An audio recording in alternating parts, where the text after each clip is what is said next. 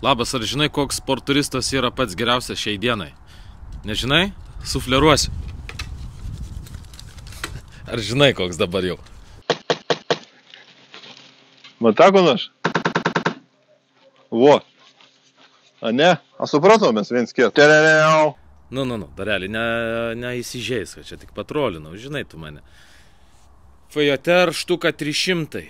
Čia yra nuo 2001 metų iki berods 21 praktiškai ne kažką pasikeitęs mocas. Nėra ko keisti iš tikrųjų, jeigu tu esi sukūręs tobulybę, ne taip. Tai visus spekus galit pasigūglinti greitai, rasti trumpai apie mocą. Tai yra 106 kW ir 125 Nm sukimo momentas.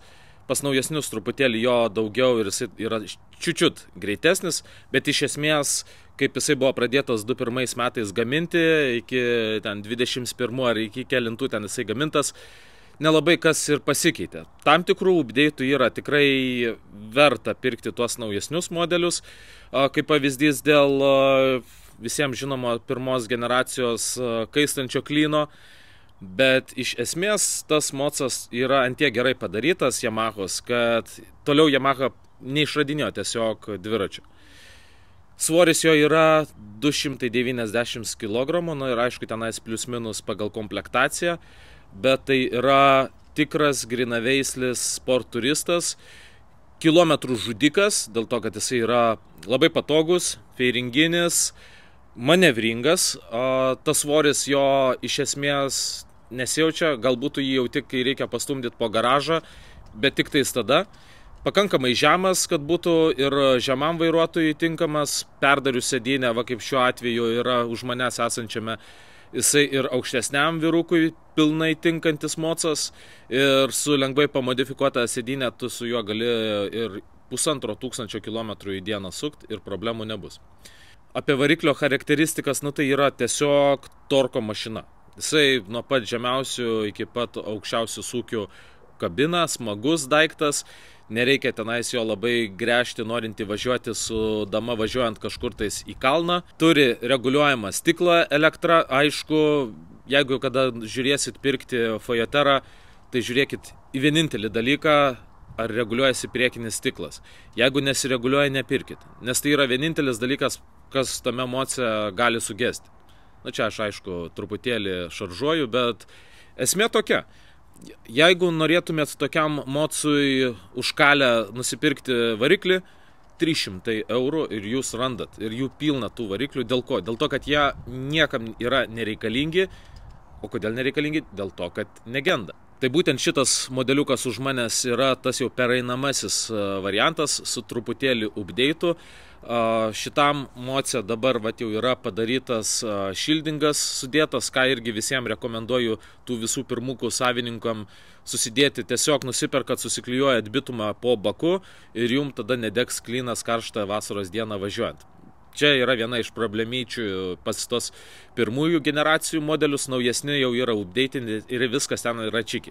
Ką dar naujesni turi, tai šį čia šone feiringuose padarytos ertmės, žiemą pavyzdžiui, nu ne žiemą, šaltą rudenį, šaltą pavasarį, norint šiltai važiuoti, tenais atsidaro tam tikros angos ir tu šilumą nuo variklio gauni dar ir į kojas, kas tikrai yra labai smagu. Na ir aišku, visi tie feiringai, jie pakankamai gerai nuema visą vėją, tai ir šalčio tikrai nebus tenais problemos kest, skirtingai kaip pavyzdžiui neikėdose, ir minusas galbūt yra tas, kad su tuo mocu nelabai jaučiasi greitis. Kažkada, kai aš važinėjau dar su Bratkio 1,2 litro banditu, atsisėdus pirmą kartą išmėginus šitą mocą, man jisai pasirodė nerealus žvėris. Tas torkas, tas jo sūkių diapazonas yra labai platus, kilometrai to jau pat renkasi, trečia pavara, tiesiog matai, kaip kyla tas spidometras, tas greitis, buvo kažkas tokio. Aišku, dabar prisibombinus man saviški, šitas atrodo jau toksai vangokas, nebevalinantis. Bet tikrai jo galios užteks ir su juo gali važiuoti tiek, manau, pradedantysis, tiek jau gerokai patirties turintis žmogus. Ir pagrindinis šito motociklo privalumas tai yra jo kaina. Jo Yamaha garsėja tuo, kad jų detalės yra brangios, nu, nekalbėkim, nelyginkim čia su kokiais Ducatiais ar Aprilijom, bet jeigu tu kažkokio tais Kawasakio detalę gali nupirkti už 400, Yamahos automatiškai kainuos 800, taip yra. Bet šitame moce nelabai ką tvarkyti ir reikia. Jisai neturi grandinės, turi kardaną, tai yra tam tikrų pliusų. Visi pliusai atsiranda, kada tu keliauji, nes tau nereikia tepti grandinės pastoviai. Minusai galbūt yra tas, kad tas kardanas nemažai galios suvalgo ir jisai turi tą tokį padaužymą truputėlį. Su laiku išsidaužo ten tie krumpliai, natūralus veiksnys tiesiog. Ir atsiranda šiek toks laisvumas, na ir duodant gazo, atleidžiant gazą, tas toksai biški padaužimas jaučiasi. Neišimtis ir šitas, bet kad išspręsti šitą problemą, jau tada tenka nemažai suinvestuoti į naujus krumplius, bet čia tik tais toks minusiukas, tu gali važiuoti ir važiuoti ir važiuoti. Šitas aparatas už manęs yra dabar prabėgęs apie 70 000, kas iš principo tokiam mocui yra tik tais gera apkatkė. Dar iš šito moco yra privalumai pagrindiniai tokie, kad reguliuojasi važiuoklė, reguliuojasi, aišku, yra čia visokių aftermarket pakelikų vairo ir panašiai. Šiuo atveju čia yra sudėti vairo raceriai. Man asmeniškai šitam mocui tai yra visiškai nereikalingas modas. Kas labai gerai yra, vėlgi kaip ir minėjau, perdaryta sėdynė, tai čia yra must modas šitam modeliu, jeigu nori didelius kilometrus sukti. Na ir aišku, jam reikia normalios gumos ir tu su juo važiuosi serpantinais kaip lygų su lygiais visiems tiem sportbaikam ir tikrai nepasidarysi savo gėdos. Nu, vėlgi, dėl tos gėdos tas mocas nėra gražus, bent jau mano subjektyvių vertinimų, na bet čia kaip kam. Šitie mocai prasideda jų kaina nuo 2,5 gabalo ir jau pakankamai naują, mažai važiuotą ir tikrai kaulinį daiktą gali nusipirkti ir už 8 000 labai gerų metų, kur ten niekad per tavo važiavimą nereikės kažkokių tais remontų atlikinėti. Aš esu prifilmavęs daug tų visokių mocų apžiūrų, bet kas yra? Moto bendruomenė nelabai mėgsta kritiką, aš mėgstu pasisakyti pakankamai aštriai ir peržiūrėjęs savo nufilmuotą medžiagą dažniausiai randu, kad labai daug būnu pristūmęs aš ant to moco.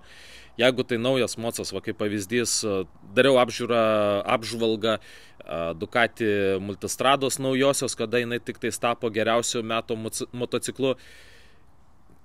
Tiek man tenais atsirado dalykų, prie ko aš galėjau prikipti, ir ta prasme pagrindinis momentas vėlgi moco yra kaina, kad aš tiesiog nusprendžiau nerizikuoti ieškiniais teisminiais ir nedaryti, tiesiog nepaleisti tų video. Vėlgi, tai pakomentuokit į komentarus, ar jums būtų įdomu ir kitokia truputėlį nuomonė, negu kad galbūt, pasakykime, daugumos ir daromos influencerių. Galbūt tada daugiau padarysiu aš tų apžiūrų. Aš vėlgi vertinu motociklą pagrindiniais aspektais, tai yra, ką tu gauni už tuos pinigus. Va kaip pavyzdys galbūt būtų štuka XR BMW. Iš esmės kaip ir geras mocas, bet pagal tą kainą ir pagal savo tam tikrus tos trūkumus, mano vertinimu jisai pasidaro niekam tikęs. Tai dėl to aš ir nerodau kitų mocų apžiūrų, nors pas mane jų atvažiuoja įvairiausių ir begalė.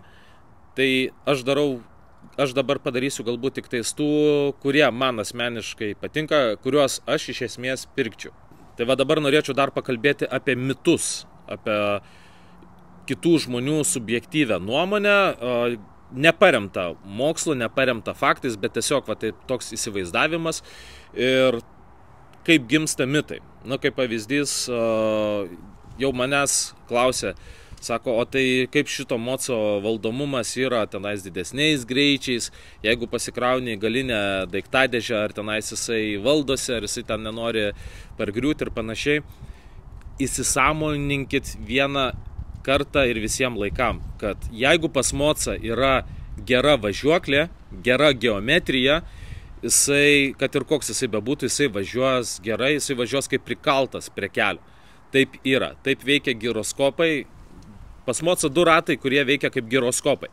Ir jeigu jie vienas į kitą nesueina, tai natūralu, kad automatiškai mocas pradeda jaustis vangus, pradeda priešintis vairavimui ir panašiai ir atrodo, kad jisai sunkus.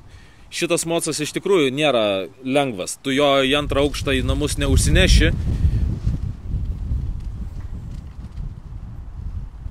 Jėzau, kokia vėjuota šiandien diena. Gerai, kad jisai feiringinis.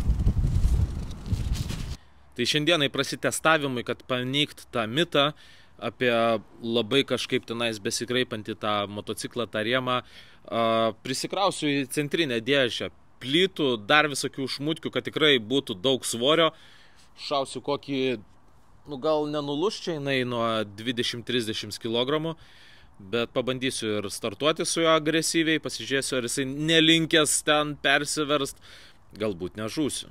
Tai va tie mocai prieš tai atvažiuodavo pas mumis į Lietuvą tik tais daužti ir kaip taisyklė atsiranda kažkur tais blogas surinkimas, ar ten rėmas būna kreivas, ar tilteliai, ar vairo, ar rato ašis, ar šakės, kaip bebūtų, na ir tada prasideda visi niuansai.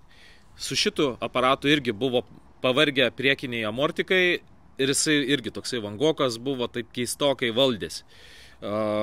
Kas žino, čia yra pakankamai sudėtingai beserdančios šakės ir jas reikia atiduoti specialistui, kad perrinktų.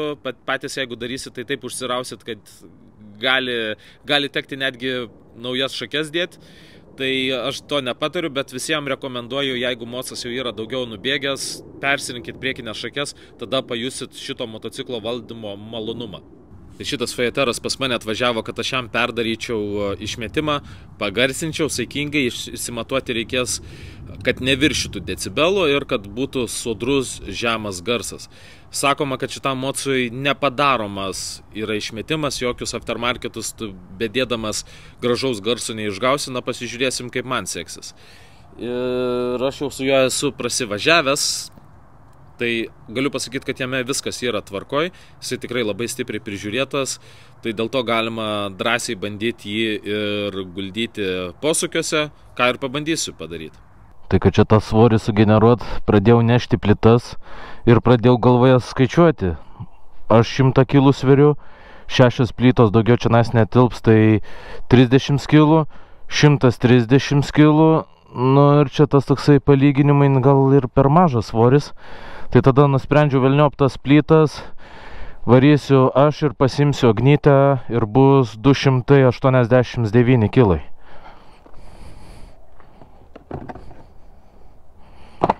Tik tokia vėjuota diena, tai būtų nefainai dabar su Neikedu važiuoti, o mes va pasikeliam skydą.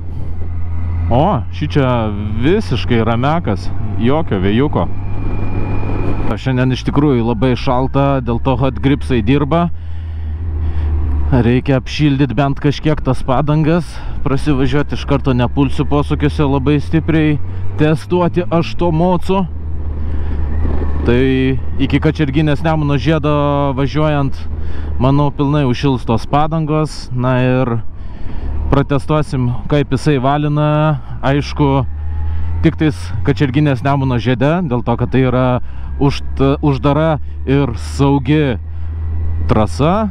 Ten galime testuoti greičius ir visą kitą. You lying ass bitch.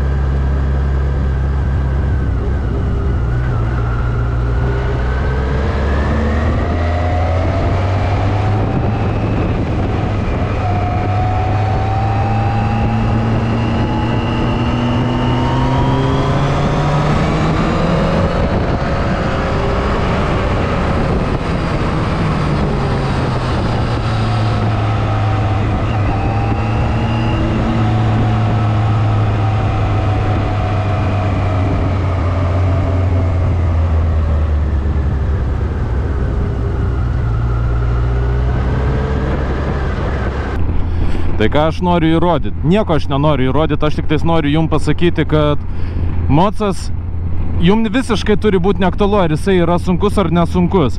Jeigu jūs nesiruošėt rankomis jį nešioti kažkur tais. Jeigu jūs nesiruošėte jo visgi kelti ir nešti kažkur tais, tai jums yra aktualu tik tais, ar tas mocas lengvai valdosi ar sunkiai valdosi. Kada važiuoklė pas mocą yra gera, tas mocas atrodo, kad jisai lengvas, jisai atrodo, kad manevringas, ta prasme, tu jį gali bet ką su juo atrodo daryti. Jeigu geometrija kažkur tais yra prašauta, arba prastos padangos, arba guolis vairo suėjęs, atrodo, kad tas mocas iš karto kokį 50 kg yra sunkesnis. Kitados važiuoti su keleiviu yra žymiai lengviau negu kad su mocu, kuris turi blogą geometriją. Ir šičia aš norėjau iš tikrųjų parodyti, paneigti tą mitą, kad daug sverintis mocas, tai jisai būtinai turi būti nemanevringas, kad ten su juo yra sunku važiuoti ir panašiai. Nė velnio. Tai mocas, vėlgi, stabdžiai jo yra superiniai, nu čia standartiniai, tradiciniai, firminiai, Yamahiniai, jokių klausimų dėl stabdymo, ABS-as. Nežinau, aš tokio dalyko nenaudoju, dėl to niekados ir nekalbu apie ABS-ą, man tai nėra privalumas, netgi labiau trūkumas. Ar reikalingas mocui demperis? Iš karto atsakau, jeigu tai yra mocas trasai, taip. Jeigu mocas gatvėj, tikrai ne. Mocui ne demperis reikalingas, mocui reikalinga gera geometrija, geros padangos, viskas. Tai šitą klausimą galima uždaryti. Gatvėje koks yra principas? Tu kietas ne tada, kada tu guldai ten iki to kraštelio padangos. Gatvėje tu kietas esi, kada sugebi išvengti mirties. Vienintelis dalykas, kas rūpi gatvėje, tai kad nepapultum į avariją. Tai jeigu tu pradėsi važinėti taip, kad pas tave padanga dyla nuo kraštelio iki kraštelio, faktas, kad anksčiau ir vėliau tu krešinsi. Va tada ir pasibaigė visas kietumas. Dabar moco švelnumas važiuot, jisai atrodo visiškai lengvutis. Dinamiškumas variklio, nu pažiūrėkime, mes čia dabar pirma, jungiam antrą. Na, žiūrim, ar jisai elastiškas tas variklis. Iš vietos antra galiu pajudėti be problemų, be jokio gaziuko. Reiškia, jisai atlaidus yra pradinoko nesąmonėm. Apačia yra pakankamai švelni, nėra ten kažkokio tokio, kad jisai kaip čiuptų ten taip ir panašiai, kad ten vajezu atrodytų, kad kažkas jau iš po kojų tau išlieks ir tu liksi sėdėti ant asfalto. Tikrai jisai yra pakankamai gerai nuspėjamas, toks subalansuotas, sakyčiau, mocas. Jeigu jisai dar turėtų vat kokį 20 kW nuo kokių, nu ten 7 štukių, tai va tada būtų jau man asmeniškai tikrai tobulas mocas ir nusipirkčiau aš jį keliavimui. Alternatyvos šitam mocui, nu kas, iš Hondos gal sakyčiau ST štuka 300, bet ten tas mocas yra, kur jisai dar atrodo yra sunkesnis, aišku, ir traukos tenais yra mažiau, tai vienareikšmiškai šitas daiktas, nes nu ta pati kainos kategorija. Iš BMW Kažkė arba GT-škė štukas 200, nu tai ten apie patikimumą galbūt net nekalbėkime, apie kainos va tą patį diapazoną. Tas mocas jisai brutalesnis, šitas patogesnis ir toliau atsveria visi eksploataciniai kaštai, dėl to šitas vienareikšmiškai. Apie tą mocą aš ten galėčiau labai daug blogo pasakyti, tai dėl to aš jo ir kažkaip tais labai stipriai nesu linkęs apžvelginėti. Kiti gamintojai Kawasakis ZG arba tas GTR štuka 400.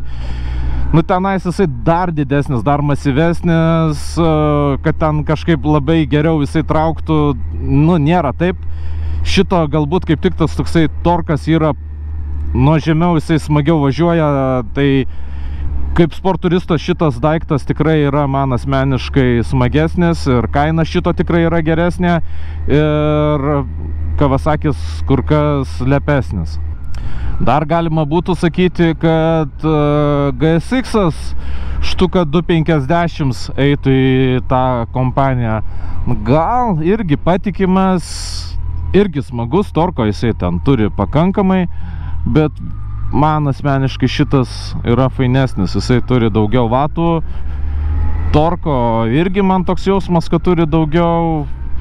Va pa šitą pirmuką, kas yra vienas minusiukas, čia daug kas sako, kad reikia jam 6 bėgio. Tai naujesni modeliai turi 6 pavarų jau dėžę, nebe 5. Pa šitą tai perdavimas labai panašus kaip ir pas Banditą. Gal biški greitesnis, bet vis tiek toksai pats ilgas. Tai su 6 pavarom, nu jau gali pažaidęs su programa jau visai smagų mocą turėt. Šitie senukai, nu, jie gerai nepasidaro programą, tai jeigu nori turėti galingesnį mocą už kitus, turiu omeny to paties modelio, tai iš karto ieškokitės naujesnio, berods nuo 16 metų tenais labai puikiai darosi programą. Tai šitas mocas yra tikrai nesunkus, važiuojant ir manevringas. Prieš tai buvo važiuota tik tais autostradose, dabar pabandžiau kaip guldosi. Tai va, padanga iki pat kraštelio dirbo, pakojis braukėsi, neslydo, net ir tokią šaltą dieną su gera guma ant galo padėta. Ir tikrai nereikia, kad pas tave šaibos ant žemės mėtytųsi, kad galėtum įpirkti už 3 gabalus, gali paimti jį. Superinis mocas. Reikia patiuninguoti tą mocą, patobulinti vienintelį daiktą, kuris yra tikrai labai rimtas trūkumas tame moce, tai siurblio garsas. Girdėjot kažką, kai važiavau? Aš tai šalme, žinokit, nieko negirdėjau. Reikia duslės tuningo. Čia originali siūlė, neliesta. Na, o šičia yra mano pervirinta. Čia va viršutinė dalis. Tavo, kur matosi. O va taip pasidaro. Tikrai niekas neįtars, kad kažkas yra daryta bakeliui. Kuris iš bakelio yra virytas.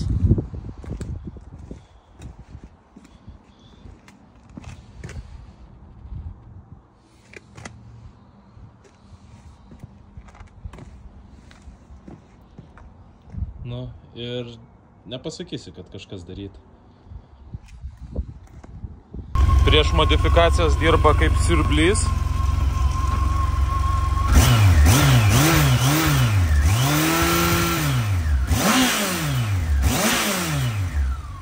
Iš variklio daugiau garso negu kad iš išmetimo.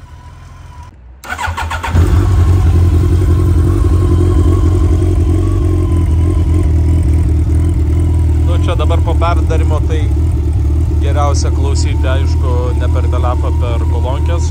Labai daug žemo dažnio atsirado, bet decibelų tikrai neviršė.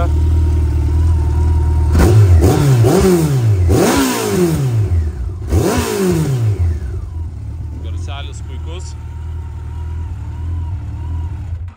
Tai prasivažiavau su to mocu, su perdaryta duslė, kur kas daugiau pas jį šarmo. Ir toks malonumas 300 eurų, dėl to, kad visų pirma 2 bakeliai. Ir kodėl yra kas pigiau padaro ir panašiai. Aš darau su nierža viską, pridėtinė vėla taipogi yra nierža, tai faktas, kad nebus jokių tenais rūdžių taškymo po kažkiek tais laiko nuo kondensato ir panašiai. Ir padarau taip, kad nesimatytų, kad tie bakeliai yra perdaryti.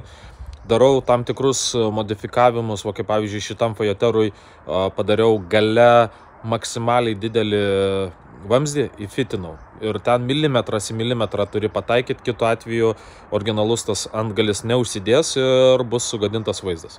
Tai šiuo atveju tie bakeliai yra labai lengvi patys iš savęs, abudu nežinau, gal kokie 5 kg gal sveria, nu, žodžiu, paėmiau abudu į vieną ranką ir tikrai ten kažkokio svorio nepajutau.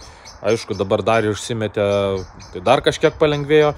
Ar verta dėti ten kažkokius tos reisinginius, nu čia jau jūsų reikalas, jūsų sprendimas. Kuom gerai tas žemas sodrus garsas, visų pirma dėl to, kad jisai neerzina pačio vairuotojo, tu nuo to garso nepavargsi, jisai yra gražus Ir esminis momentas, reikėtų suprasti vieną dalyką. Tie, kas daro video ten, kad loud pipes doesn't save lives, jie vieną aspektą pamiršta.